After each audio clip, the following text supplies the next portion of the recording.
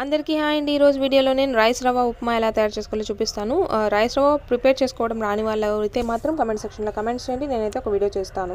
ఇప్పుడు స్టవ్ మీద ఒక గిన్నె లేదంటే పాన్ పెట్టుకుని అందులోకి 4 టేబుల్ స్పూన్ల ఆయిల్ వేసుకోవాలండి. ఈ రైస్ రవ్వ ఉప్మా కోసం కొంచెం ఆయిల్ ఎక్కువే వేయాలి.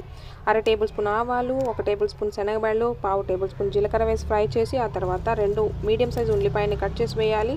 కొంచెం కరివేపాకు, 5 పచ్చిమిరపకాయలు, 2 టొమాటో పెద్దవి తీసుకొని ముక్కలు కట్ చేసి వేసుకోవాలి. ఇవి కాస్త ఫ్రై చేసుకున్న తర్వాత ఇందులోకి ముందుగా మెషర్ చేసి పెట్టుకున్న రైస్ రవ్వను కూడా యాడ్ చేసుకొని ఒక 2 నిమిషాలు మీడియం ఫ్లేమ్లో ఫ్రై చేసుకోవాలి. లాస్ట్లో కొత్తిమీర వేసుకొని పక్కన పెట్టేసుకోవాలి.